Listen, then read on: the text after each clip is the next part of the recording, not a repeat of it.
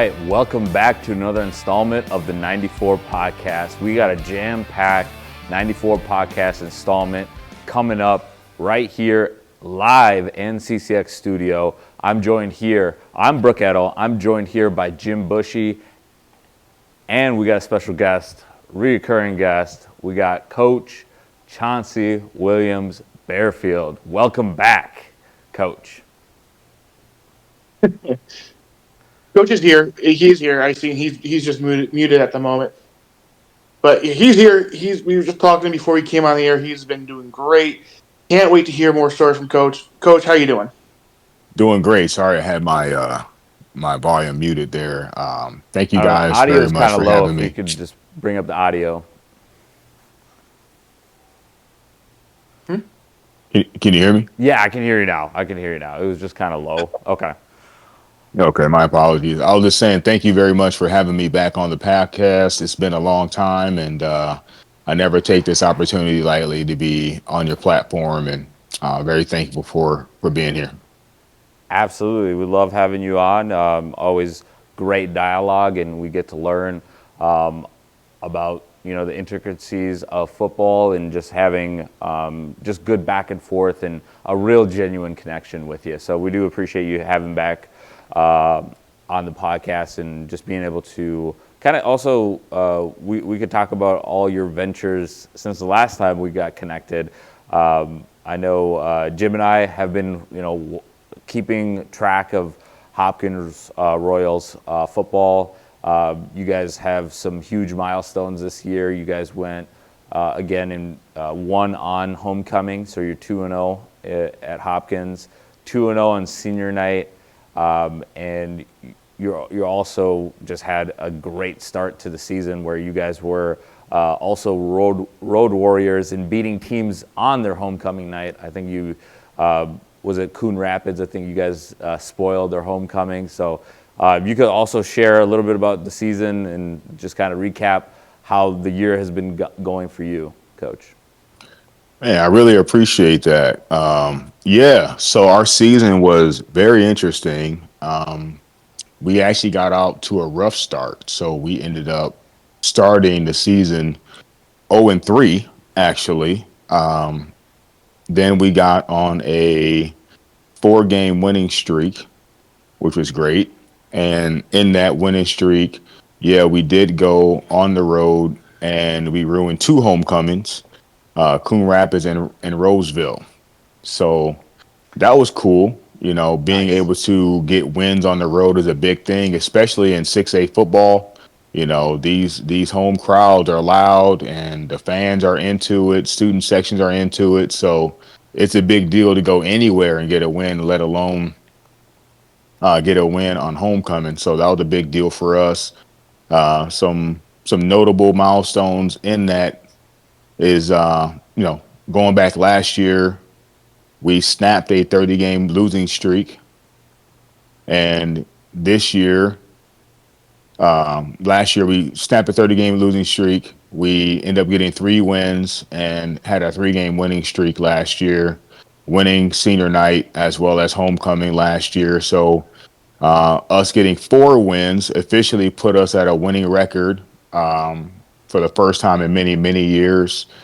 We won our district, the Metro Maroon District. That was the first time Hopkins football has won their district, regardless of the district and all the different realignments, since 1992. So that was pretty cool to do. One senior night, one homecoming, and we went on that 4-game winning streak as well. I was named the Metro Maroon District Coach of the Year, which is pretty cool. And our awesome. quarterback was named the Trey Moore, our quarterback, all-world sophomore quarterback, was named the Offensive Player of the Year. And our freshman phenom defensive lineman, Cordell Givens, he was named the co-defensive lineman of the year. So pretty good year, man. We'll take it. Absolutely. Yeah, kudos to you, both winning Coach of the Year and then also your quarterback Trey Moore winning Offensive Player of the Year for the conference. That is major accolades, and we're just seeing already in year 2 the changes. You're breaking 33-year-old records for Hopkins, and I'm sure everybody in Hopkins is excited to see what's coming up next in 2026. So yeah, we're just taking a quick look at some of the. You had some seniors. Can you maybe Jim? You can also interject too with some questions. Yeah. But the seniors, I think that's kind of special because you got to see them for 2 years, and then this is your first. Is this your first? I mean, you had seniors last year, but like this is the seniors that have been with you the longest are going now. Are you gonna like? I guess the question that I have here for your coach is like, are you potentially seeing some of these players come back as coaches in the future, possibly? That's a really good question. And just in regards to mentioning our seniors, thank you for doing that. These seniors, Absolutely. Every group of seniors are important. Don't get me wrong, Right. But these seniors have been with us for 2 years. They were with us the last 2 years, and everything that we've built, they were very, very instrumental in doing it, so couldn't do anything that we did without these seniors. So very, very sentimental, very memorable group of kids. And just some notable things to mention, these seniors, they've been around, most of them. The large majority of these seniors have been around since, 5th grade, 6th grade, 7th grade. And, that 30-game losing streak, a lot of these kids, we mentioned last year when I was on their podcast, is that a lot of these kids have never, until last year, never won a game. So there's a group of seniors from last year that literally hadn't won a game since 7th grade. So 7th grade football, 8th grade football, 9th grade football, going all the way back, as far as you can go, 5, 6, 7 years.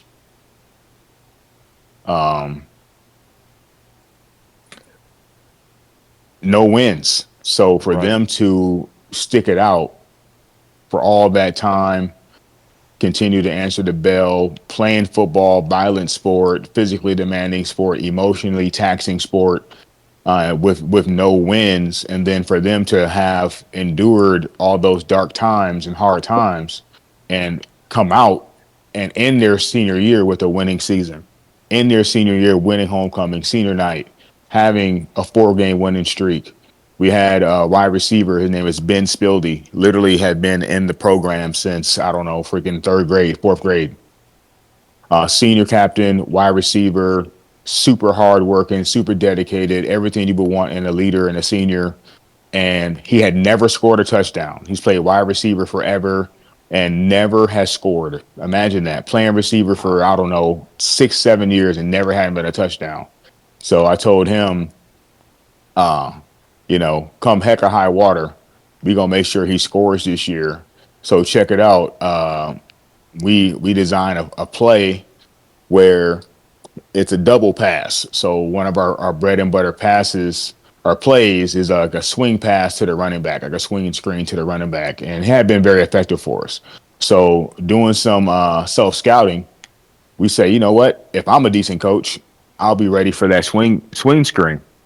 So we designed a double pass off of the swing screen. So you swing screen, you throw it to the running back, and then our running back, he used to play quarterback for us. So he was the quarterback as a 9th grader. Okay. As a 9th grader, he was inserted into the starting lineup in 6A football as a freshman quarterback, and he was the quarterback during the 30-game losing streak. Right. So as a cool way to get both of them involved in the offense and get them a touchdown, so we come up with that play to where Dylan, the running back who used to be quarterback, will get the swing screen, and then we had him throw the ball, double pass to Ben, the senior receiver. Sure enough, we come out early in the game, we throw the swing screen, and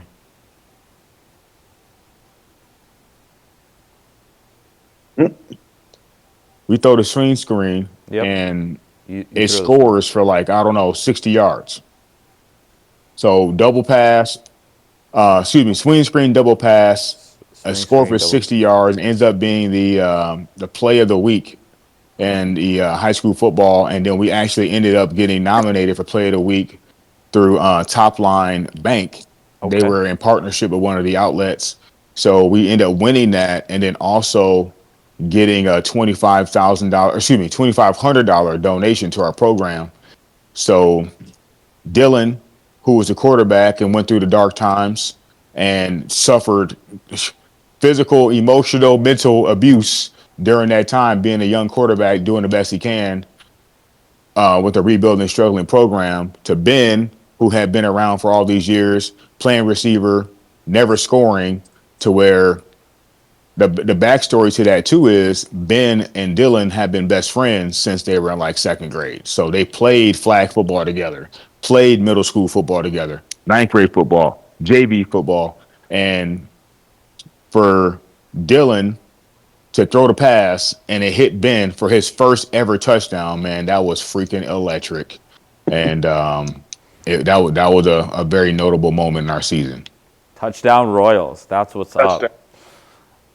That's awesome. That's awesome. So you said Ben Spieldy, right? Spieldy. Yep, Ben Spildy, yep. Spieldy. Shout out to him graduating this year. And also, was Dylan also graduating? Was he a senior as well? Yep. So, Okay. yep, Dylan Caspers. Okay, So Dylan he played running, Caspers. He played played running back back. for us this year, but he was a quarterback last year Okay. Was and he a in two-way years player past. too? Was he a linebacker for you guys as well? Yeah. So that's another thing about Dylan. You know, Yep. Dylan has played quarterback again during those years. Last year we went with Trey at quarterback. You know, he lost that quarterback battle with Trey. So then Dylan goes from quarterback to safety Okay. to linebacker Okay. to running back. To running back. You know, yeah, this the pride of the Royals, putting team first. You know, senior leader, man. Not many kids would be willing and able to do that. You know, especially playing quarterback, the glamour position. Right. You know, if I'm not playing quarterback, a lot of kids would be like, I don't want to play nothing else. I'll just hold the clipboard. He was like, forget all that, man. I want to be on the field. So, coach, hey, whatever I can do to get on the field, let me know. I'm down. So, Right. safety, linebacker, all the special teams pretty much. Oh, he's our starting punter. He starts playing running back. Never played running back before in his life. Gets put in at running back and did a really good job for us. Got a few touchdowns there. Matter of fact, during homecoming against Parker Carter's Grove, he had what I always call a dagger run. So the big run that kind of puts the game away, so to speak. Right. We ran a little outside zone, and he cut that bad boy back just beautifully. The way you draw it up, you know, he pressed it front side. He seen that backside cut, put his foot in the ground. Beautiful execution. Bam, cuts it back, rips it off for like a 40-yard touchdown run. Ooh. Electric. Wow. House Yeah. went crazy. Absolutely. That's a scene right there. That's a scene. Absolutely. And that was not that the game was over, but that put it out of reach. You know Sure. what I mean? That was a statement play. Absolutely. Yeah, for sure. That's awesome. So anyway, Yeah. No, so yeah, man, a Go on. lot of very memorable moments, man. A lot of very memorable moments from this season. What a season. That's awesome. I'm glad that we could at least help you reflect a little bit and just bring up some good memories of this Hopkins Royals group of 2025. Bigger, faster, stronger. And that was going into the season. That was the motto. And I feel like you guys are fulfilling that motto of getting bigger, faster, and stronger. Bigger, faster, meaner as well. Like everything that you guys are doing is tracking. And it's cool to kind of just see how this program is piece by piece coming together. And, soon enough, we'll be talking about the Hopkins Royals in the Final Four, leading into the Prep Bowl championship, where these kids get to play on the biggest stage in Minnesota football at US Bank Stadium.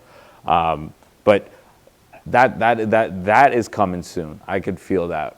Just the way that you're talking about the culture that you're building, and then also these kids are buying in, and these kids are true gamers. They're willing to take on any role. It's death to the ego. Like, they are willing to do what's best for the team, and they know that they're gonna get those opportunities as long as they're they're not selfish and they're actually putting in the work. You're gonna actually see them pop and make these splash plays. Jim, I know that we also want your take. I know you played some football too, so I just wanted to get your take on this too. I mean, hey, that's amazing to hear that everything's going up. Players are actually willing to change position. They're not being that egotistic. Coach, I have a question for you is, how has the attitude of the next upcoming class, has it changed from like, oh, we're going into this losing system to now, hey, we have a chance to go state, or has it been like, hey, this year is our year now, it's time for us to take over? Is there more competition coming in that you're looking forward to for the next group coming in, or is it the juniors now becoming seniors? Are they like, hey, here we are now, we need to take it to the next level, we need to be better, let's go to states, let's go to US Bank, let's do all this stuff, let's build on what we have? That's a great question, and you nailed it. So you're 100% right. I've been very impressed. So our season ended, obviously, mid-October or so, or whatever that was. Dude, seriously, the very next day, our juniors who are going to be seniors, a couple of them they already started leading weight room. Hey, y'all, we're in the weight room tomorrow. Love that. They've been in the weight room nonstop, even with some things that we had going on. Like, we had a pretty cool last few days where we did some exit meetings. So we did meetings with the kids and their position coach to be able to tell them, good, bad, the ugly, what we need to see for them next year, whether they're staying with us or going to college or whatever. So right after that, they went straight to the weight room. So then we had we did a little recruiting class. So we called it How to Get Recruited. So we had their How to Get Recruited class. They were being very, very studious and engaged. But dude, they were literally looking at their watch because they had weight room playing at 6 o'clock. And I'm very intentional with trying to be on time. Obviously, I want to respect everybody's time. So they were looking at their watch like thirsty, could not wait to get in the weight room. So that's the thing that I've been telling the kids the last 2 years. And we've seen it this year. We have 4 wins, right? And the teams that we lost to, especially with some of those lopsided scores, they just pushed us around. Right. When you got bigger, stronger kids, you can push. Right. You can push another team around. I mean, that's a great equalizer. If I can move you against your will and essentially say, we're doing this all night and there's nothing you can do about it, that pretty much makes the game not impossible win, but very, very difficult. A lot of things got to go right in that scenario. And they didn't. Those bigger, stronger teams, we didn't play well against them, and they exposed us. So I told the kids since I got hired, going back 2 years, bigger, stronger, meaner is a real thing. Like, hey, if and when we fully commit to the weight room and we get bigger and stronger and we can do some pushing around, I mean, at the minimum, push back. Like, it's over. We're always going to have the skill position guys, the athletic guys. But when we can insert our will on teams and say, we're going to be pushing you around and or resisting to where you just can't push us around, game over, and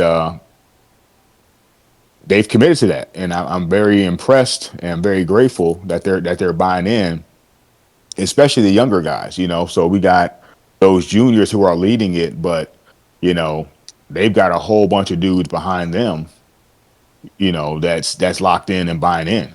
So I'm happy.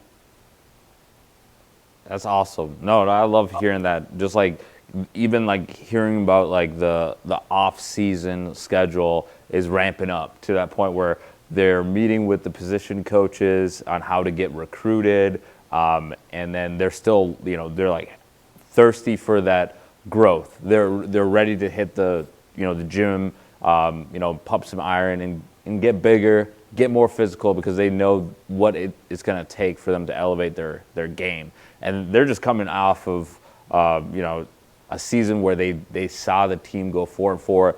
You won Coach of the Year. They're seeing their fellow peers win Offensive Player of the Year, so they know that it can be done. It's the hardware's there. They've seen what it takes to get to those results. And not only are you guys doing great things on the field, Coach, you guys are doing phenomenal things off the field. I want to also spotlight what the Hopkins Royals are going to be volunteering. They're going to be doing a team event coming up next Saturday. It will be a team volunteer event at Glen Lake Field, and it's going to be the Christmas tree unloading. And there's going to be 2 shifts. Are you going to be coordinating that, or is that kind of more of just like you're letting the players kind of take a little bit of the initiative to get this set up? Man, that's a great opportunity for me to shout out my booster club, man. Dude, I have an amazing booster club and support and assistant coaches as well. So I told everybody this, like, hey, listen, as the head coach, as it should be, I get all the blame and I get all the credit. So when we do great, oh, Coach Chauncey's amazing. We love him. He's amazing. Yes. Yes. When we do bad, man, that guy's terrible. No. Why is he here? He's Right. terrible. Who hired him? Yeah. So I say all that, laughing but very serious, is that the support, man. So yeah, my face is on the trophy, so to speak. My face is on all the programs. I get all the credit, right? But man, I would be completely remiss not to mention my amazing assistant coaches, coordinators, volunteers, boosters. Like, we truly have a community, man, and a family. That's kind of cliche in sports. Oh, we're a family, we're a family. But I can tell you the truth, man. This Hopkins program, we are absolutely a family. And through all the ups and downs of the season, going 0-3, and so some dark and scary times in there, dude. And then to the highs and the joys, the sweet taste of victory, and everything that we experienced in between. We all stayed together. We stayed locked in, and our community makes it happen. So kind of going back to what you said about the events, man, we've done some dope events, volunteer things, joint partnerships with cancer foundations, like all these things that we do. Our booster club and our parent group and volunteers, they're very, very instrumental in that, and they make it happen. Not to single out one person because it's a whole crew, but man, I have my booster club vice president. She is affectionately called Miss Kelly. Her name is Kelly Caspers. She is the one, you see all that beautiful marketing that we have going on, the Instagram graphics and all the stuff, and a lot of the ideas, I come up with. She comes up with a whole bunch of them. And she pulls it all together, man. She's truly the team mom, so to speak. She makes it happen, dude. So I just want to make sure I take a few minutes out to mention Kelly and all of our boosters, all the support that we have. It's absolutely a collaborative effort, man, with some people who are really committed and bought into the vision of what we're trying to build. So, yeah, man. That's awesome. Definitely not a Chauncey thing, man. It's absolutely a we thing. Gotcha. It's a collective effort, and yeah, shout out to Miss Kelly Caspers on making sure that the team stays connected and also just staying grounded. I think that's the major thing. Going through a schedule, you've done it twice now with Hopkins, and realizing how close that community is, and it continues to grow, that closeness. with you and the community. And I love seeing that, and that's awesome. And that's what we want to promote here on CCX, and just the community involvement and the impact that sports brings to a lot of these young lives. So yeah, just keep doing the great work. We love seeing that. You being a friend of the show, we'd love to have you continue to come on and share these great stories. And we would love, I know that you guys are, wrapped for the season, but yeah, we would love to, if willing, if you're able to come in with, some of your coaches and players, and just kind of also see them in person, and also just kind of hear their stories and how they got involved with Hopkins Royals football. Really excited to continue to see you grow, Chauncey, and all you do at Hopkins, because I know you're a winner, and that's what Hopkins is learning day by day. Yeah, man. Absolutely. I would love to bring some of the kids in and coaches in. Like I said, there's a lot of faces and names, that nobody ever gets to see. They see me, they hear me. I get all the credit, but the number one, the players, they're the ones that go out there and play, and then there's coaches who work tirelessly to make sure that our kids are being put in the right situations to be successful. So, yeah, I'd love to take you up on that offer and get the wealth spread, so to speak, with opportunities to share and to discuss. Love it. Love it. Okay, yeah. I know before we jumped on here on the 94 podcast, we were all chatting pre-production. Jim, I know we mentioned some high school football. I know there's some high school football going on, but are you also paying attention to, I guess, like some of the current streaks? I know that Maple Grove just had a streak that just got snapped. I got to bring this up because this is, like a local team that's huge. And, Chauncey, you know this, knowing that Maple Grove is the northwest suburbs. But them losing to Lakeville South, what happened? There was a kid that scored 6 touchdowns, right, Coach? There was, this kid just came off the radar, but... That was the story of the game. Everybody who's following high school football had Maple Grove winning, and honestly winning by a pretty good margin, 14, 21 points. So that's the thing I tell everybody is in 6A football, man, it's literally, any given Sunday is kind of the NFL term, but any given Friday, dude, right. There's great coaches on this level. There's great players on this level. And any given night, man, you come out there and you're not playing at your best, you can be beat. Right. So, obviously the young man went off for 6 touchdowns, but that's a hat tip to his coaches. That's a hat tip to that program. And for him, taking control and taking over the whole entire game. And Maple Grove, they've got an all-star list of coaches over there. So for them to find a solution for taking that kid out of the game, that says a lot right there. Absolutely. 1 touchdown, 2 touchdowns is like, okay, whether it be halftime or, on the sideline. All right, so whatever his number is, let's just call him number 7.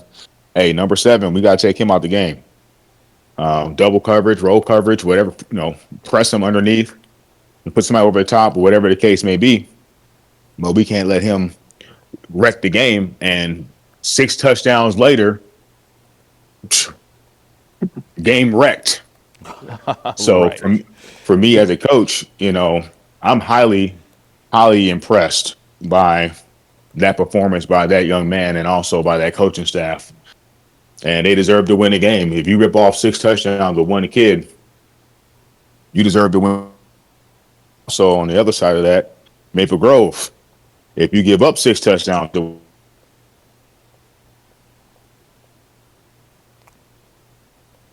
Oh yeah, Right. If you give up 6 touchdowns, that's going to be a tall task for any team to recover. I mean, Maple Grove, they had a target on their back all season. I mean, you're going into the game with a 23-game winning streak. Teams are going to give you their best every single time out. And this was that unfortunate event for Maple Grove. Lakeville South served top-ranked Maple Grove with an eviction notice on Friday, November 7th, that removed the Crimson from their reign as the Class 6A football champions. The Cougars did what no other team has done in the past 23 games, by not only posting a victory, but won in convincing fashion with a 49-31 trouncing in the big school quarterfinals at Eastview High School. Lakeville South used a potent ground game that produced 292 rushing yards and 6 touchdowns by junior running back Griffin Dean. That snapped Maple Grove's winning streak at 23 games over the last 2 seasons. The Crimson were only undefeated team in the 8 remaining the only undefeated team in the remaining 8 teams in the Class 6A. Senior running back Nick Swatson added a 75-yard TD. The Cougars created a 21-3 halftime lead behind 3 of Dean's touchdown dashes, and Maple Grove had an offensive production via touchdown pass with senior quarterback Caden Harney to senior wide receiver Josh Thompson, a short touchdown run by senior running back James Engel Jr. So the Cougars will advance to the semifinals next week at US Bank Stadium to go up against Moorhead. The Spuds, playing in their first season in Class 6A, defeated Centennial 35-21 on Thursday. The other Class 6A games that we got going on were Edina and Eden Prairie. Edina edged out Eden Prairie 23-21. I believe Eden Prairie had taken a 21-20 lead on the scoring drive that lasted all but 28 seconds of the third quarter. The marathon drive was capped on a 1-yard run by senior running back Justice Bates. The Hornets, the Class 6A runner-up in 2023, had lost to Eden Prairie 40-19 in Week 3. So that was a nice get back for Edina to continue on and take out their rival Eden Prairie. In Minnetonka, they beat St. Michael Albertville. Do we still have a coach? I just want to make sure we still have a coach. Yeah, I'm still here. Okay. Yes. Yep. I know you guys went up against St. Michael Albertville, and I know that it's nice to be like, hey, at least the team that got us got to. But Minnetonka took care of them in the in that matchup. So the Skippers will get a shot at Edina next week in the semifinals, and we just know that that's just going to be a really good matchup. So Edina and Minnetonka are going up against each other. And I think the other games was Class 6A, which was Minota and Lester Prairie, which is a different class. I don't expect you to be like, oh yeah, I know these players and coaches. That's a little bit different. But just seeing like the level of these teams, and I know that just gets your fire burning for next year. So I'll put it to bed here, but it's just really exciting to see the hotbed that Minnesota's become for high school football talent that turns into college football talent. And we can talk some college football, because I know college football has a lot of things to unpack, especially now that we're in November. We're getting a lot of these college football standings. I think there was Memphis and Tulane that happened yesterday, where Memphis lost to Tulane, but Memphis would have been in the college football playoff if it started yesterday. I don't know. I just want to kind of bounce ideas off with you guys. For college football, you guys been tracking it, or what's your take on the season so far? I've been loosely following it. I haven't been really locked in too much. Okay. With our season and everything going on, but this time of year it's a little easier for me to watch and track. For sure. What do you think of Indiana, though? They're number 2 overall in the nation, behind Ohio State in their own conference. But Indiana back again at 9-0, and I don't know. I think they have reestablish that winning culture in Indiana because before you would think of Indiana, you'd be like, oh yeah, that's where Antoine Randall went to college, but you would never really associate Indiana with winning college football. Indiana was known as a basketball school, still is, but slowly Coach Sig is changing that narrative into more of a, hey, this could be a powerhouse of athletics at Indiana. Yeah, I think it's a testament to the coach. You know, he got that big extension, rightfully so. He had only been there for a short period of time, and he's completely flipped the script, not just with the roster, but also with just the mindset and the identity of that team. So, you know, they play not just, you know, fancy, high flying football, but they're a very physical group, you know, and they bought into his identity and his vision for the team, and they are legit. You know, being 9-0, especially in the Big Ten, Yes, sir.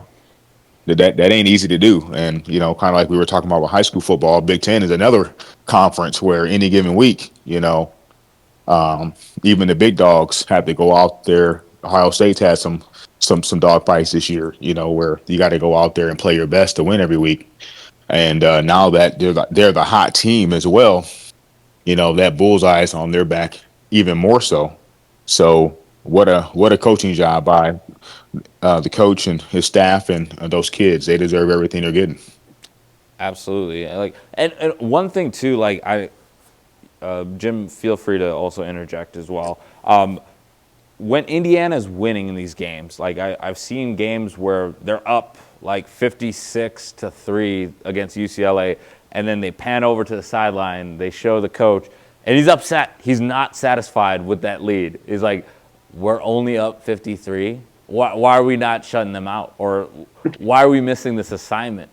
Is that kind of just like that coach of just like, I want to be as close to perfection as possible? You're not going to get there because, you know, you saw Nick Saban and his style, and he does come from the Nick Saban coaching tree. Surprise, surprise.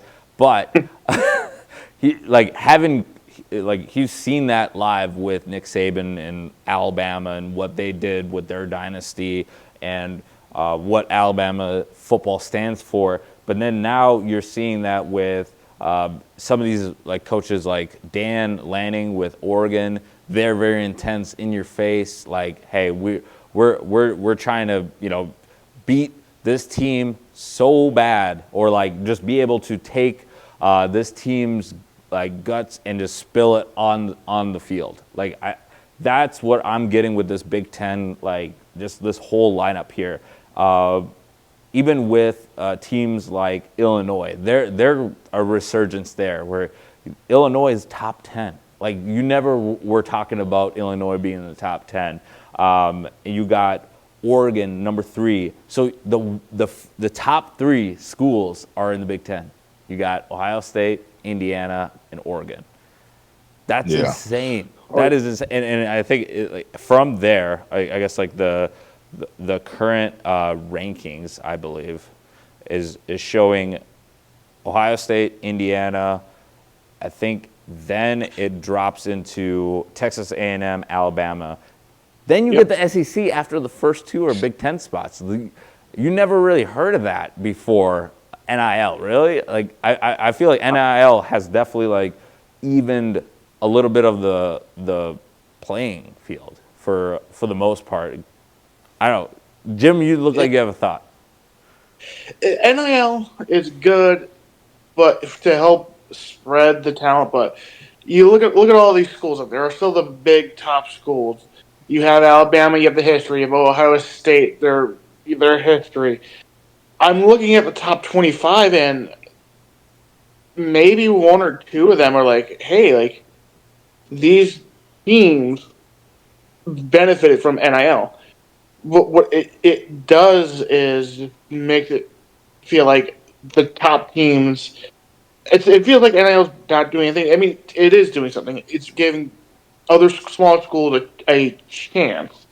But if they don't have the booster clubs, they don't have the money to spend, and the players too. it's on the players because they think that like, oh, I'm gonna go sign these big deals at this place. I don't care if I play. I want this money. Now they're just getting everything. I don't know. I've said this before. I do not like NIL. It's Pandora's back box has been opened. This is the consequences. I think it really just screwed everything up. Just like those NIL, monkeys that got loose in Mississippi. I mean, like, yeah, we can talk about that too. I mean, I don't know if you heard about that story, Coach, about I-59 and the monkeys Ugh. just getting released. It's like a Halloween movie. It's a Halloween movie. oh my god, totally is. But NIL, I don't know. I've never been a fan of it. I think I understand that name, image likeness is a big thing. I know Right. that a lot of people are like, "Hey, this is fine with this because, well, the schools profit on them." But what about all the D3 sports people who? And I have to say that from my experience because my sports only got paid because of college football and college basketball. Those schools don't have money. So if you have a kid who is very talented but he's not good in grades or he just wants to play, where is he going to choose? Is he going to choose a D3 school, maybe try to develop more, or is he going to try to coast on his name and image and likeness and going to be, oh, I'm just going to sign this deal so I can get the money. I don't like NIL. I think NIL has ruined, not ruined sports, but you could see the tolls. You've seen all the headlines. You've seen all the stories about kids leaving because they're not going to get paid. It doesn't feel like it's a sport anymore. It doesn't feel like you're there to get better. You're just there to get money. And I've said that thousands and thousands of times. But say it again. I do not like NIL. That's okay. That you're entitled to your opinion. I think NIL's here. It's a good thing. I'm not saying it's a bad thing. I'm not saying that at all. No, I get what you're saying. I'm not saying like I'm saying that it's a good thing for the players because for so long they were putting in a lot of work on. Like, they were building stadiums. Like Johnny Manziel built a stadium for Texas A&M, and I know that he went maybe on the off the beaten path to go get whatever he felt like he was owed or whatever at that time was available to him, signing memorabilia, this, that, and the third. But realizing that Georgia, Ole Miss, schools like Oregon, Texas Tech, even Notre Dame, they've been doing this. They're the top team. They're the top teams. Everyone knows them. It's not like NIL has come in and be like, hey, here is Cincinnati. Because I saw them on one thing. They're not a top. Now that they can start paying people that they're going to get the best players and they're going to compete. It's nothing. Tell me what has changed. I mean, Vanderbilt 7-2. Like they used to be the opposite. They used to be 2-7, and people like Nick Saban, they saw Vanderbilt as a laughing stock. Now Vanderbilt has some coin. They're able to attract more players to a bigger city, Nashville, and they're in the SEC. I think that does help that you're going up against NFL talent. Like I'm not saying that players don't go to schools because the university, like LSU, they're having a down year, but kids will always go to LSU because of the aura. They want to play in Death Valley. They want to play in Baton Rouge. They want they want the history of the SEC. These have been established already. They've been established as, hey, these programs, they have great. Like Vanderbilt maybe is like the odd one out. They're the only one I've seen who actually turned things around. I don't have the numbers pulled up, so I don't know how much they're spending on NIL, how they're spending against anyone else. Right. And then another thing, like if the season ends, you don't play. I'm just gonna go somewhere else. I'm like, there's no commitment anymore to anywhere. It's, hey, I want money and I want to play. And if I don't do that, I'm going to leave you and I'm going to go somewhere else. And like I understand you want to go somewhere else to play, But if you're doing it for play and money, it's just like, okay, you're just greed. It's just greed coming your way. Yeah, that's what Carson Beck did with Georgia. He was the quarterback. He won a championship with University of Georgia with, I believe it was Stetson Bennett at the time. He was his backup. And, he got them to the SEC championship last year, gets injured. I think Gunnar Stockton took over. He played the rest of the season. And this year, he's like, hey, I'm going to decommit from Georgia because I don't want to potentially lose my job. And then you got to realize these universities, they're looking for the best opportunity to win, and they just realize, hey, you're Carson Beck. Like, hey, we're probably not going to pay you what you're asking. So Miami was desperate enough. So it is an open free agent market for these players. And I know that you're just like, that's going against the traditional mold of college football. I'm sorry. This is it. Like, we're not going back to where guys are staying there. I know it's different. It's different. Right. I understand. We can't go back. The door has been opened. We can't go backwards.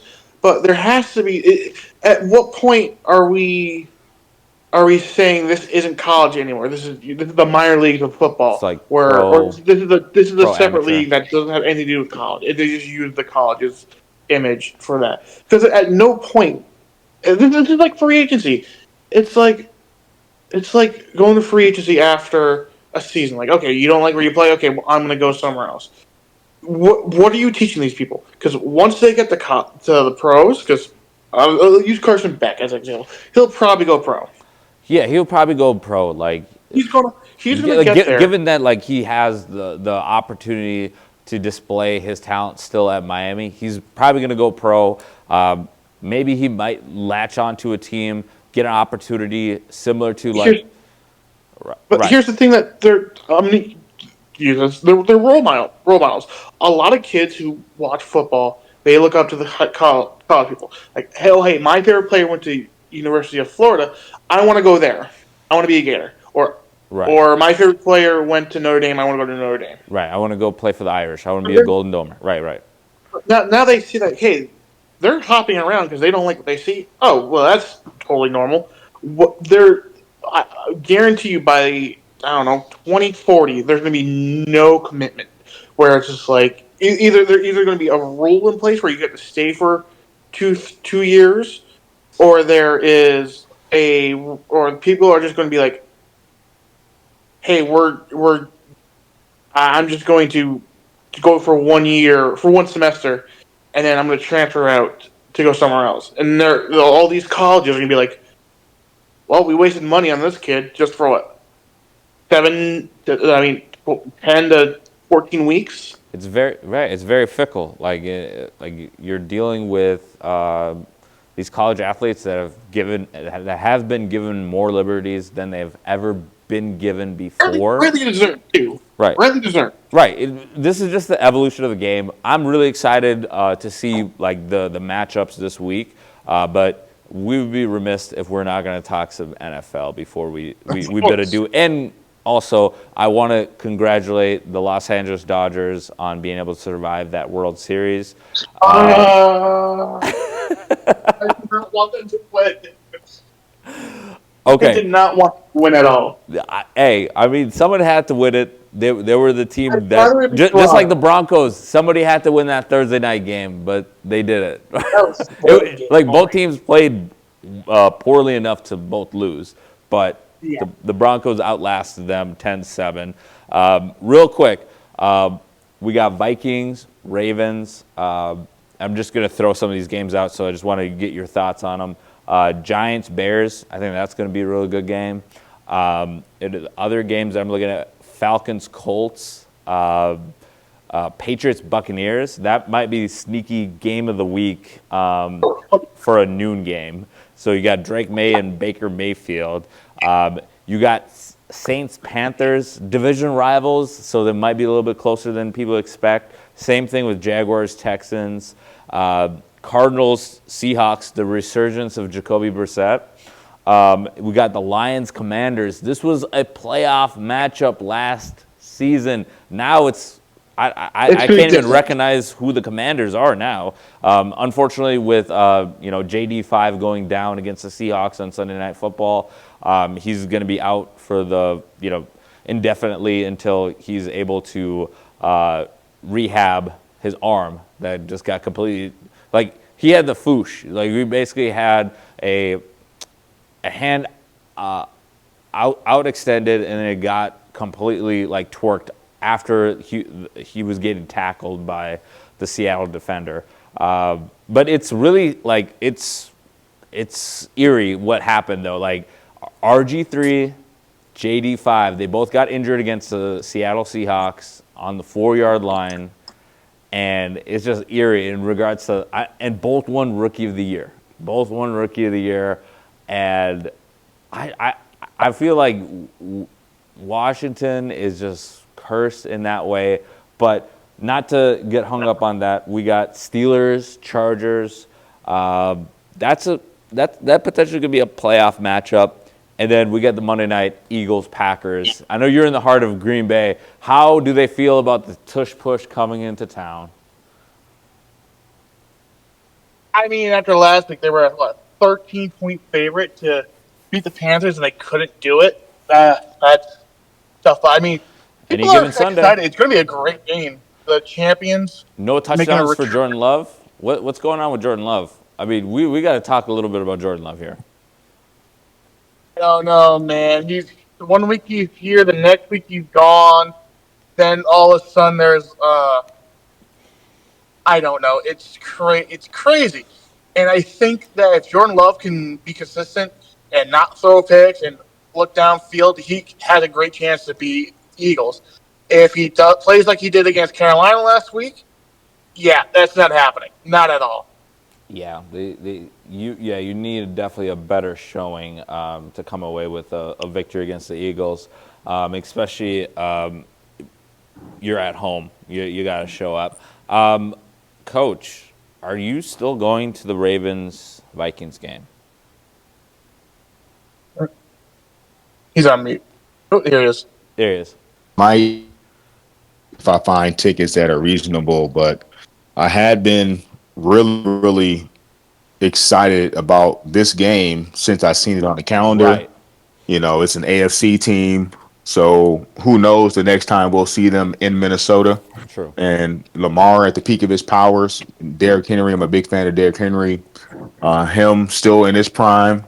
So it's I think it's one of them games for us Minnesota people where, I think we can kind of take it for granted.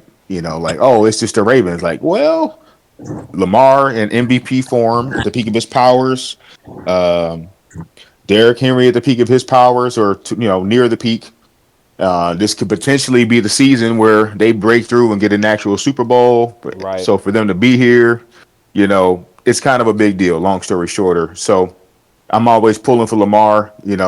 Obviously been an African American quarterback, been an underdog, equally as important as his race. From the moment he declared for the draft, everybody saying he should be a receiver and blah blah blah, and everything he's accomplished, in his career so far.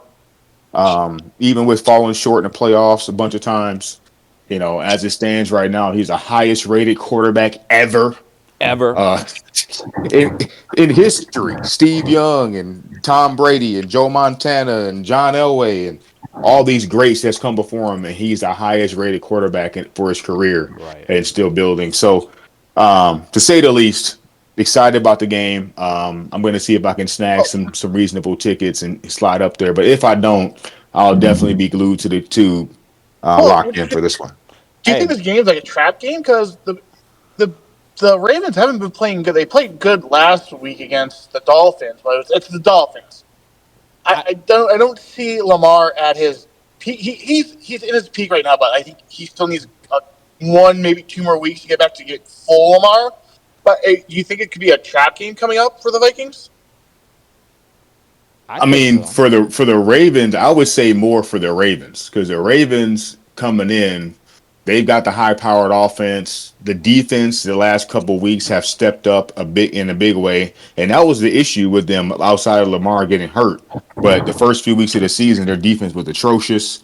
So then, compounding that with Lamar's injury, that made it difficult. So I think the pressure is on the Ravens. They've got to get wins stacked up to get back in the playoff hunt and to try to win the division. I think the Vikings, honestly, are playing with house money. You got JJ making another start and trying to figure that out. So that's a built-in kind of quote-unquote excuse. Young quarterback, coming back from an injury, da-da-da-da. So I don't think it's a trap game for the Vikings at all. I think it's a big pressure moment for the Ravens to step up and get this win. Right now, though, the Ravens are favored in this matchup. Like, just so the matchup predictor, it's 62.5% Baltimore and 37.2% Minnesota. And what we're seeing is J.J. McCarthy led a spirited win against a division rival against Detroit. The one thing that Minnesota needs to watch out for is that emotional letdown going up against Baltimore, and also the track record is these games do matter between Minnesota and Baltimore. The last couple of matchups, has actually played out in Minnesota Viking history. The game winner, so whoever wins this game, two things. There's two paths here. It's a fork in the road here for the Vikings. You go to the NFC Championship game if you beat the Baltimore Ravens. That's happened the last several times, 98, 2009, 2017. Is 2025 one of those years? Or if you lose to the Baltimore Ravens, we've seen a coach get let go. I'm not saying Kevin O'Connell needs to be let go. That's not what I'm saying. It's just but if they were to lose, that would be like kind of the narrative of just like, all right, is this where things are headed? But I'm not saying that he's going to get fired if they lose. It's not like, oh, you got to win this game at all costs.